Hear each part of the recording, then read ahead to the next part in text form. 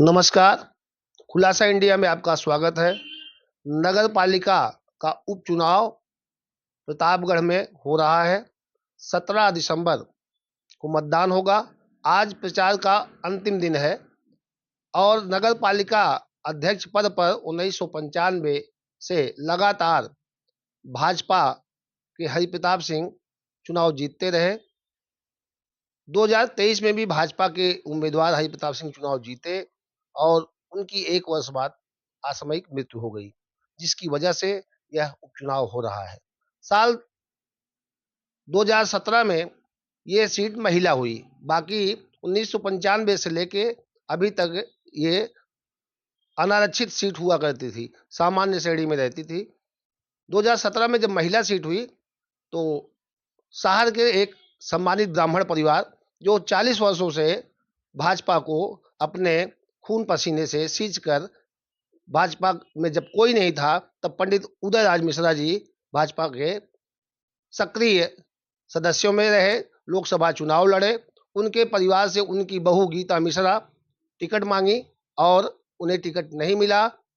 2017 के चुनाव में जब टिकट नहीं मिला अंत में, तो उन्होंने समाजवादी पार्टी से टिकट लाई और चुनाव में भागीदारी की।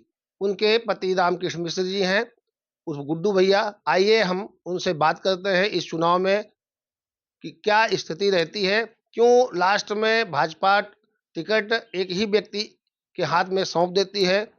वो टिकट मांग रहे थे, उनके द्वारा जो टिकट मांगा गया नहीं मिला, तो वो समाजवादी पार्टी में अपनी पत्नी को चुनाव लड़ाए। तो उनसे जानना चाहेंगे कि भाजपा की क्या टिकट देने की रणनीति रहती है, वो क्यों एक ही परिवार में टिकट बार-बार देती है। रामकृष्ण जी बताइए कि भाजपा की क्या रणनीति रहती है, क्यों चुनाव में पैनल बना के उम्मीदवारी के लिए पंचायत की जाती है और बाद में एक ही परिवार को टिकट दे दिया जाता है। आप भी 2017 में टिकट मांग रहे थे और आपको टिकट नहीं मिला। किस दशा में आप समाजवादी पार्टी में गए और चुनाव लड़े? एक्चुअल में 95 के चुनाव में हरि प्रताप जी को मेरे पिताजी ने और मेरे परिवार ने पूर्ण रूपेण समर्थन देते हुए भारतीय जनता पार्टी से बड़े ही संघर्ष के बाद विजय श्री दिलाई। और वो चुनाव पूरा कैंपेन 3 चुनाव लगभग हरि प्रताप जी के हम ही लोगों ने कैंपेन किए। आपको याद होगा कि एक बार संतोष मिश्रा जी ही चुनाव लड़ रहे थे राजा भैया की पार्टी। इस समय कोई निकलने वाला नहीं था, उन परिस्थितियों में भी हम लोगों ने ही इनका साथ दिया। जहां तक टिकट की बात है, भारतीय जनता पार्टी में ये जब से आए, इन्होंने इनका टिकट एक बार कटा।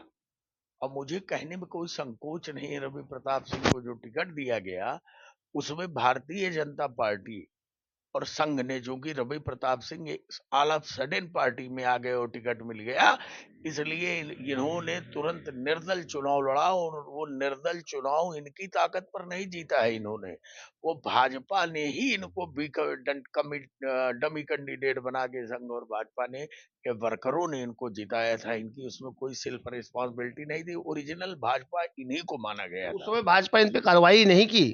क्यों करती? क्योंकि भाजपा का संगठन। लेकिन दुर्भाग्य देखिए, जब आप नगर पालिका का चुनाव मांगने जाएंगे, 17 में मेरे पिताजी की तबीयत खराब हुई तो मैंने सोचा कि एक छोटा चुनाव लड़ लिया जाए, तो शायद जाते वक्त तक भारतीय जनता पार्टी से इतने दिन की त्याग तपस्या के बाद उनको थोड़ी सी शांति मिल जाए। मैं टिकट मांगने गया। टिकट में जितने मूर्धन्य नेता भारतीय जनता पार्टी के थे, माननीय ब्रिजेश शर्मा जी, जवाहरलाल श्रीवास्तव, स्वामीनाथ, स्वामी प्रसाद जी, अवधेश जी, देवानंद जी और तमाम लोग की ये इच्छा थी कि ये चुनाव का टिकट इनको मिले। लेकिन उस समय माननीय संगम लाल जी अपना दल में थे, विधायक थे, और जब हम लोग टिकट मांगने गए तो बड़े दुर्भाग्य का विषय है कि मैंने अपने कानों से जो जो सुना कि उसमें ये हुआ कि बंसल जी ने मुझसे कहा कि आप जाइए और एक बार संगम लाल जी से मिल लीजिए। मैंने कहा कि मैं अपना दल से टिकट तो मांग नहीं रहा हूँ, और अपना दल में अगर ये सीट जाती हो तो मैं उसमें जाना भी नहीं चाहता। लेकिन अगर मैं भाजपा के लोगों से टिकट मांग रहा हूँ, लेकिन उनके कहने पर मैं चला गया और संगम लाल जी से दो बातें हुई। चंद्र प्रकाश पाल नाम के एक व्यक्ति मेरे साथ उस वक्त थे। लेकिन बड़ा दुर्भाग्य देखा मैंने, और जब बंसल जी के यहाँ 9 बजे की मीटिंग में मैं आया, तो फ़ोन किया धीरज ओझा ने माननीय की, संगम लाल जी आइए, तो ये कह दिया जाए, बाकी सबने समर्थन दिया है। तो उधर से एक उत्तर आता है कि जो भी पैसा आपको चाहिए आइए मैं दिला दूं और ये चुनाव लड़ ले। ये स्थितियां मैंने देखी। ये क्या भाजपा में भी टिकट बिकने लगा है? भूल जाइए, बहुत आराम से, किसी की हैसियत नहीं है, जो पैसा न दे वो चलेगा भी नहीं। आप देखिए कि मैं कहना नहीं चाहता, जिन्होंने कमाया और खिलाया वो चलेंगे, लेकिन जो कमाएंगे नहीं देंगे, वो यही प्रतापगढ़ के ही अनुभव को अगर आप कीजिए, मैं नाम नहीं लेना चाहता, आप अपने हिसाब से देखिए, क्या वो दोबारा मंत्री हो पाए? नहीं, ये आरोप तो जो है हरिप्रताप जो इस दुनिया में नहीं है। 2017 में जब उनका टिकट कटा और ये सीट अपना दल एस खाते में चली गई और संगम लाल को उम्मीदवार बनाया गया, तो हरिप्रताप जी विश्वनाथगंज से कांग्रेस से टिकट लेने चले गए और यहाँ आरोप लगाया कि उस समय राष्ट्रीय अध्यक्ष अमित शाह जी थे, तो उन्होंने 2 करोड़ रुपए में जो है ये सीट प्रतापगढ़ की बेच दी। तो क्या इससे आप इत्तेफाक रखते हैं? अरे ये सब खेल चल रहा है, बात मत सुनिए। जितनी भी चीजें भारतीय जनता पार्टी जो मूल रूप से थी, वो कहीं बिखर गई है, और ये एक कारपोरेट सेक्टर की तरह काम कर रही है। और यकीन मानिए, हम मतदाता हैं इनके सिर्फ, ब्राह्मण और वैश्य, ये दो कौम जो हैं, वो भारतीय जनता पार्टी की सिर्फ मतदाता हैं, इनका कोई मोल नहीं है। आप देखेंगे, चुनाव की गतियां देखिए, क्या रह गया है भाजपा में। हम राष्ट्रीय सोच में जिसको चाहते हैं वोट दे देते हैं। आप देखिए, अगर हम चुनाव लड़ने लगते हैं, तो यही लोग जो भाजपा में आज तथाकथित लीडरान हैं, ये कहते हैं कि बैकवर्डवाद चला दो, बैकवर्डवाद चला दो, फला चला दो। लेकिन भारतीय जनता, ब्राह्मण को वोट बैंक और वैश्य को वोट बैंक बना के छोड़ दिया गया है।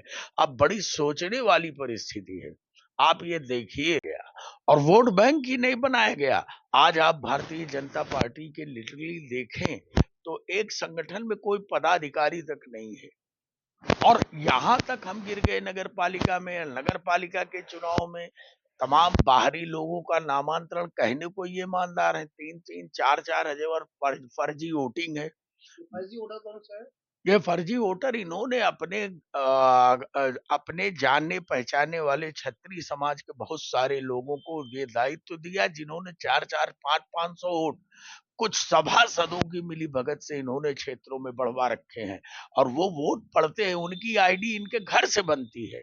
और मजेदार बात ये है कि ये जो पोलिंग एजेंट बनते हैं, तो ये पहले बाहर कर देते हैं। ये कहते हैं कि जितने भी एजेंट होंगे उन्हें बाहर कर दिया जाए, ये मेरा अनुभव है।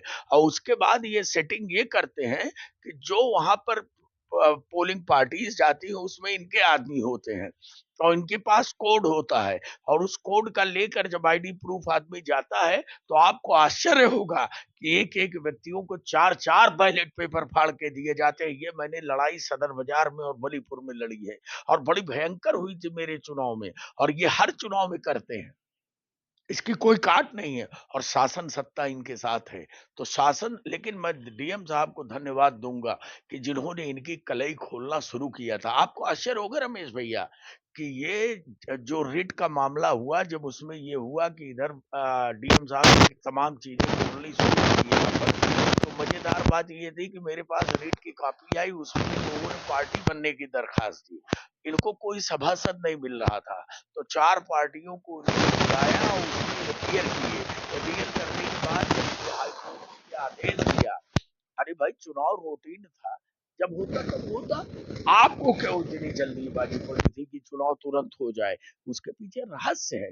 अगर ये 4 महीने और रह गए होते, 6 महीने नगर पालिका, जो 6 महीने में माननीय डीएम साहब ने किया है, वो इन्होंने 28 सालों में किया। इसलिए कि इनका हर मद का पैसा लाइट में चला जाता था, उसमें 50% कमीशन है। आपको एक आश्चर्य की बात बताऊं, अवधेश मिश्रा जी भारतीय जनता पार्टी का चाल चरित्र चेहरा है, जो पार्टी के लिए हर हर दम पे लड़ते रहते हैं। उन्होंने चुनाव लड़ाया, उनके भतीजे एक अखिलेश मिश्रा हैं, जो जिला पंचायत का चुनाव लड़े थे। मुझको याद है कि उसने बड़ा दबाव बनाया, इन्होंने कहा कि जाइए वहां काम कर लीजिए। और जैसे ही उसने हरि प्रताप की नगर पालिका में काम किया, आप समझिए यही विनय बाबू ये हिसाब किताब करते थे, कर पैसे में हिसाब लिया है 30% के हिसाब से। कार्यकर्ताओं का ये सम्मान है भाजपा में। नहीं, विनय प्रताप जो हरि प्रताप के भाई हैं, कहने के लिए तो लोग आरोप लगाते हैं कि इनका नगर पालिका में ठेके में हिस्सेदारी है। क्या मतलब आप इस बात को जानते हैं या आप सहमत हैं इससे? अरे दो ठेकेदार, दो तीन ठेकेदार तो ना हो, कौन ठेकेदार है वहां पर? आप देखें तो आपको और कौन मिलेगा? किस भारतीय जनता पार्टी के किसी भी कार्यकर्ता का इन्होंने 28 सालों में कोई काम किया है मुझे दिखा के बताएं। मुझको याद है कि गणेश नारायण मिश्रा स्वर्गीय मर गए, उनको 2 दुकानें दिया था इन्होंने, उन दोनों दुकानों को उन्होंने बेच लिया और उनको पैसा भी नहीं दिया। इसकी पंचायत बहुत दिन तक चली। अरे इनके एक से एक कारनामे हैं, लेकिन मुस्कुराहट के पीछे जो वो कुटिलता थी वो समझ में नहीं आती। आगे वो चले गए, मैं नहीं कहना चाहता, लेकिन करने के लिए इसीलिए प्रतापगढ़ में नगर पालिका क्षेत्र में जो ब्राह्मण मतदाता है, जो मतलब व्यवसायी मतदाता है, जिसको बनिया मतदाता कह सकते हैं आप, इनकी क्या स्थिति? ब्राह्मण तो भारतीय जनता पार्टी में हाशिए पर है। जो सपा में कहीं मोहम्मदन की गति है वही ब्राह्मण की और वैश्य की। मैं तो खुलेआम कहता हूँ, लोगों को खराब लगता है, लेकिन मैं ये कहता हूँ कि आने वाला समय ब्राह्मण को अपने स्वाभिमान और अपने चरित्र को सोचने पर मजबूर है। दिन भर चिल्लाते थे सनातनी सनातनी सनातनी, जय श्री राम। अरे इस राम के नाम पर 5-5 लाख रुपए में लोगों को नोटिस दिया है अयोध्या में, पता लगाइए। और गुजरात की कंपनियों में वही वही जमीनें 1 करोड़ 80 लाख, 1 करोड़ 90 लाख बनारस तक की पार्टियों की कंपनी है। आप पता लगाइए, नाम को भी ये बेच रहे हैं। इस उपचुनाव में भाजपा के दो बागी उम्मीदवार निर्दलीय नामांकन कर दिए। एक वर्तमान में अभी चुनाव लड़ रहा है, रवि गुप्ता, जो भारतीय जनता पार्टी युवा मोर्चा का जिला अध्यक्ष रहा है। उनके चाचा श्याम सुंदर ताऊ जी हैं, वो नगर अध्यक्ष रहे, जिला महामंत्री रहे भाजपा के। तो उनको भाजपा जिला अध्यक्ष ने निष्कासित कर दिया 6 वर्षों के लिए। उनके नामांकन के बाद नाम वापसी में प्रभारी मंत्री दयाशंकर सिंह उनके यहाँ आए और नाम वापसी के लिए दबाव बनाए। और संतोष मिश्रा जो बागी उम्मीदवार के रूप में वो भी नामांकन किए थे 3 तारीख को। जब से नामांकन किए तब से उनके यहाँ धमकियां आने लगी और उन्हें माफियाओं ने भी धमकी दी। जिला प्रशासन शासन ने धमकी दी कि अपना नाम आप वापस ले लीजिए, और उन्होंने 7 दिसंबर को अपना नाम वापस ले लिया। आप इस बारे में कुछ बताएं। अब आप लोकतंत्र यही देखिए। सौभाग्य से मैं संतोष मिश्रा जी के जब बैठाने नॉमिनेशन किया तो मैं पहुंच गया और मैंने देखा 19 सभासद उनके साथ। मैं वहां पर था, जो ये कह रहे थे कि हमने जाके वहां पर कहा। और मुझे जो जानकारी है क्षेत्रीय संगठन बनारस का और प्रदेश का संगठन, इसने आपको जरूर कहा कि हरि प्रताप जी को टिकट दिया जाए, किन परिस्थितियों में वोट दिया गया आपको मालूम नहीं है। इतने फोन उनके घर गंगनाए हैं, इतना दबाव उन पर पड़ा है। और वो रोते हुए आए हैं मेरे पास, जिस दिन गए हैं उस दिन भी वो रोते हुए गए हैं। यकीन मानिए, स्वाभिमान और सुरक्षा यह जिसको चाहिए। लोकतंत्र तो लोकशाही हो गई है, ये राजशाही है। इससे बेहतर है कि चुनाव न कराया जाए, भारतीय जनता पार्टी को लुटवा ले, किसी को नॉमिनेशन न करने दें, नामित कर दिया करे और सबको घर पे बैठा ले, इसलिए कि शासन सत्ता उनकी है। किसी को मरवा डाले, किसी को कटवा डाले, किसी के बच्चों को दिखा दे कि भाई आपके बच्चे नहीं रह जाएंगे। मैं चुनाव का खामियाजा भुगता हूँ, आप जानते हो मेरे बारे में क्या खामियाजा भुगता हूँ कि 2.5 साल में झेला हूँ उसको। तो चुनाव लड़ना यहाँ पर, और कुछ लोगों का एक रूटीन प्लेटफॉर्म बना हुआ है राजनीतिज्ञों का यहाँ पर। जिन राजनीतिज्ञों पर जब प्रहार होता है तो उनके सारे पार्टियां छूट जाती हैं, वो सब एक ही प्लेटफॉर्म पर आ जाते हैं। ये स्थितियां आप देखिए, बड़ी दुरूह हैं। और ब्राह्मण इस समय अगर आत्मचिंतन करे तो कहीं का है कि नहीं है, इसके स्वाभिमान, इसके सम्मान। हालांकि हर ब्राह्मण एक इंस्टीट्यूशन होता है, हर ब्राह्मण में एक अलग से कला होती है, उसको समझाना मुश्किल होता है। प्रत्येक ब्राह्मण अपने आप में इंस्टीट्यूशन है, लेकिन इस भारतीय जनता पार्टी ने उस पूरे इंस्टीट्यूशन को ध्वस्त कर दिया है। और जो भूतल में कभी समाज का अग्रणी हुआ करता था, समाज के लिए जीता था, आज उस ब्राह्मण का कहाँ तक का पतन हुआ है, इस सरकार में हुआ। सारी जातियां मेरे विरोध में है। आज मैं चुनाव लड़ने के लिए खड़ा हो जाऊं तो निश्चित तौर पर और जातियां मेरे विरोध में आ जाएंगी।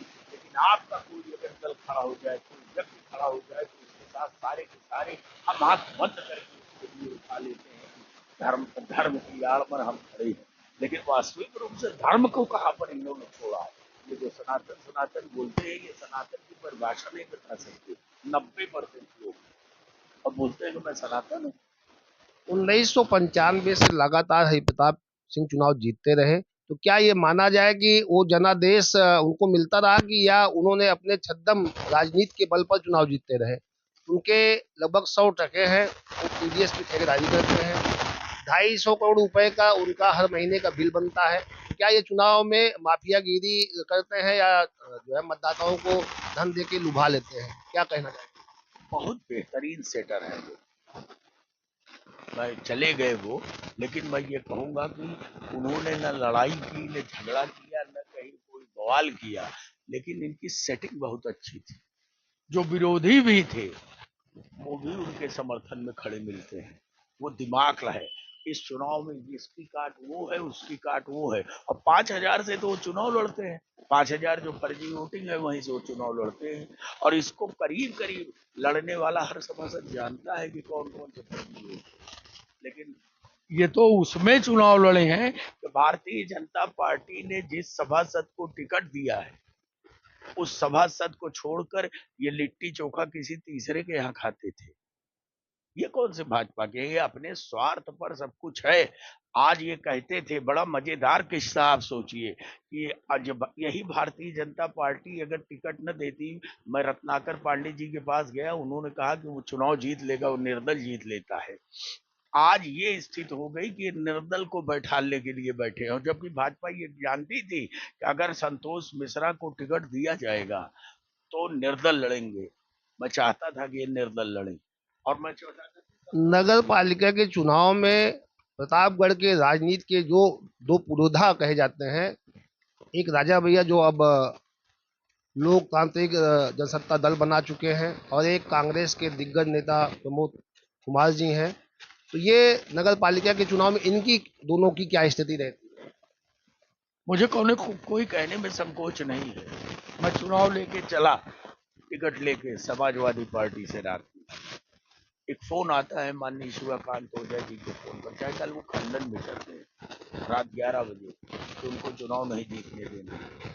यही गति उन्होंने अशोक तिवारी को, जब टिकट मिला, अशोक तिवारी जी लड़ने आए, तो माननीय प्रमोद तिवारी जी ने कहा, पट्टी में महानारायण पांडे जी के यहाँ हम लोग रहे में जाते रहे थे, हम थे, आशुतोष थे, माननीय शिवाकांत जी उस समय सभा में थे। वहाँ फोन आता है, मैंने स्पीकर ऑन कराया, उन्होंने कहा कि प्रमोद जी ने कहा कि अशोक तिवारी को नहीं जीतना चाहिए। इनसे कौन सी उम्मीद आप करेंगे? नहीं, हमारा सवाल है प्रताप के साथ साठगांठ का है, कि राजा भैया और प्रमोद जी का क्या साठगांठ है प्रताप जी के परिवार से रहता है? प्रताप जी के चुनाव में वो कैसे मदद करते हैं? श्री किशोर जी, स्वर्गीय श्री किशोर जी का परिवार एक व्यवसायी है।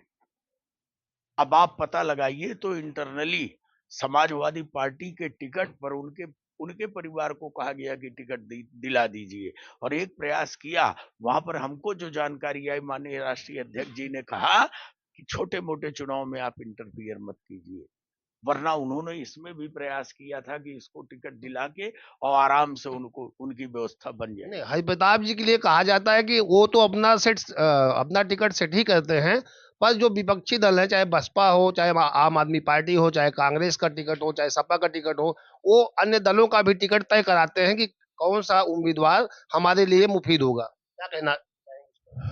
आपको याद होगा कि वो ये सब करते हैं, सब वो एक प्लेटफॉर्म है जहां पर निष्ठाएं एक हो जाती हैं।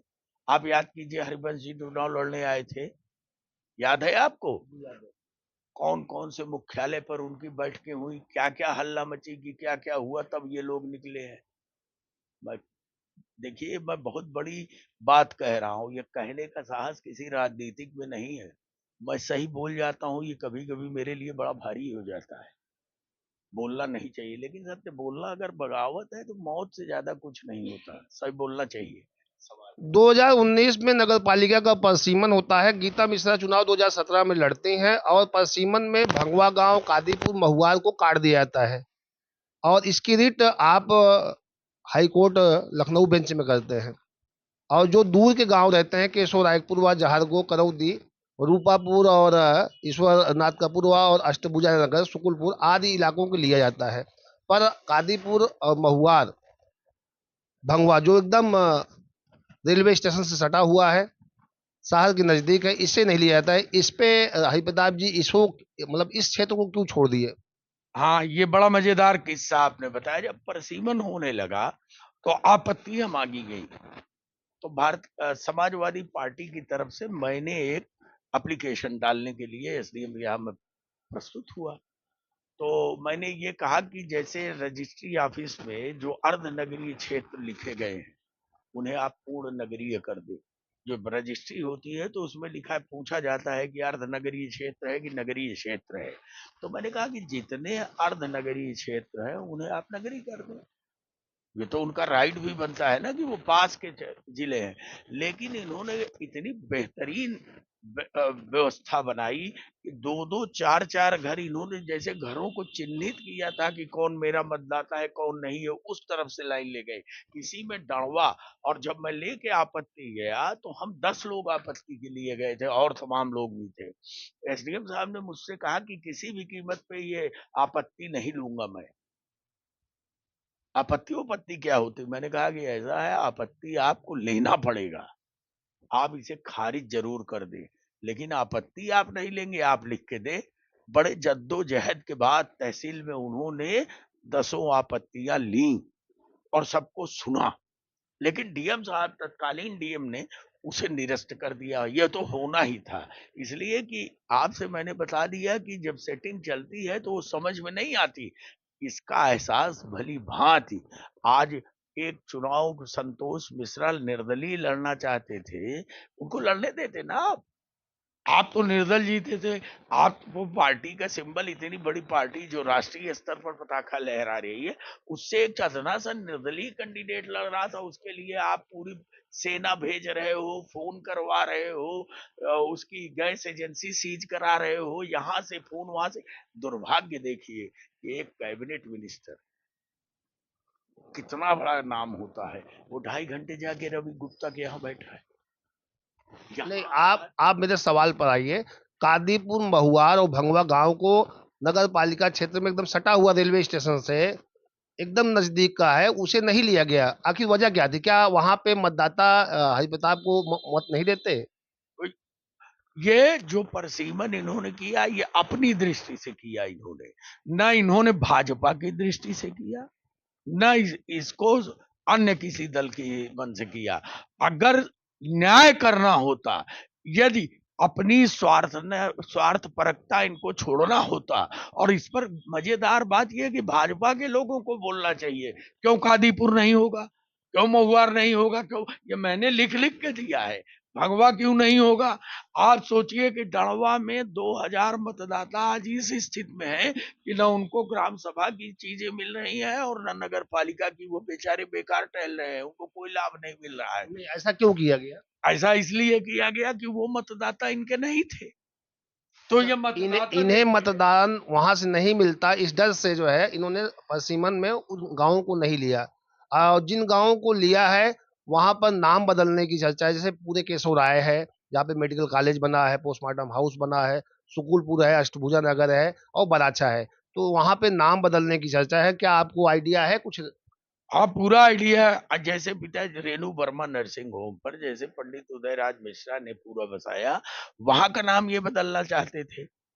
इस बार अगर ये रहते तो वो कर देते। ये सब चर्चाएं तो इनकी यही है। यही तो अधूरा सपना है प्रेमलता जी का जो पूरा करेंगे कि जगदीश नगर बनाना है, हरिनगर बनाना है, यही सब तो उनकी पूरे अधूरे सपने हैं। बाकी तो कोई सपना प्रतापगढ़ का नहीं। बाकी पानी बरस जाए तो आप गति देखते हैं, बाकी हवा चल जाए तो आप गति देखते हैं। प्रतापगढ़ शहर का दुर्भाग्य है, जितना पैसा इस नगर पालिका में आया है उतना पैसा 30-30, 40-40 लोग इनके घर काम करते हैं उसी नगर पालिका में। आज शाम को 5 बजे प्रचार थम जाएगा उपचुनाव नगर पालिका का। 17 दिसंबर को मतदान है। मतदान के इस अवसर पर आपको प्रतापगढ़ नगर पालिका के सम्मानित मतदाता के बारे में कुछ कहेंगे? मैं नगर की जनता से यह अपील करूंगा कि 1,09,000 मतदाताओं के साथ यदि भ्रष्टाचार में उनके विकास को अनदेखी किया जा रहा है तो बड़ा सोच समझ के निर्णय ले। स्थितियां बड़ी जटिल हैं, लेकिन हम आपसे आग्रह करेंगे कि अपनी आत्मा की आवाज पर वोट दें। आप ब्राह्मण परिवार से हैं। आपके पिताजी 40 साल भाजपा को जो है अपने खून पसीने से सींचे हैं और भाजपा की सरकार रही है, नहीं भी सरकार रही तब भी उनका योगदान रहा है भाजपा को आगे बढ़ाने का। और आप 17 में टिकट मांगे, आपको टिकट नहीं मिला। आप ब्राह्मण परिवार से, एक सम्मानित परिवार से है और आप ब्राह्मणों के बारे में क्या कहेंगे?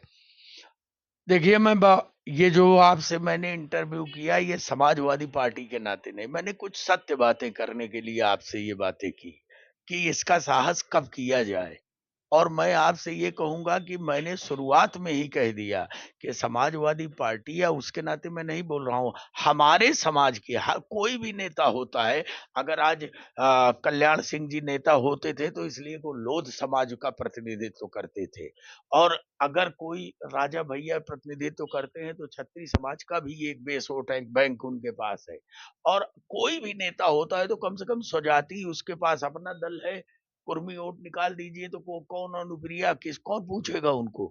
जो कुछ भी उनकी वजूद है उनके अपने मतदाता से, अपने स्वजातीय मतदाता से है। केशव मौर्य के साथ मौर्य निकाल दीजिए, क्या मतलब है मौर्य का। तो स्वजाति वो करते हैं तो रामलीला, हम करते हैं तो रास लीला। हमारे साथ ये है कि ब्राह्मण जो है एक बगा वोट भी दे, और वोट देने के बाद जब हम उसको अगर कहीं छोटी सी चीज मिले तो जो संतोष मिश्रा की हुई, जो गति अन्य की हो रही, जो आज भारतीय जनता पार्टी में एक भी जगह पर ब्राह्मण नहीं है। पिछले चुनाव में इसी जिला अध्यक्ष में मुझको जो जानकारी मिली कि अवधेश मिश्रा के लिए कम से कम 17-18 लोग लामबंद थे सीनियर में, लेकिन हमको ये मालूम था कि वो नहीं हो पाएंगे। इसलिए कि पूर्ववर्ती मैं इतिहास भूगोल जानता हूँ कि आप ब्राह्मण के लिए तो ये लाइन हो गई है भाजपा में कि हम इनके एक वर्कर के रूप में यह तन सती भेंट अब नहीं। बड़ा दुर्भाग्य है। बहुत-बहुत धन्यवाद। उपचुनाव 2024 का 17 दिसंबर को होगा। इसमें रामकृष्ण मिश्र जी बहुत बेबाकी से अपनी बात रखे। उन्हें हम दिल से धन्यवाद देते हैं।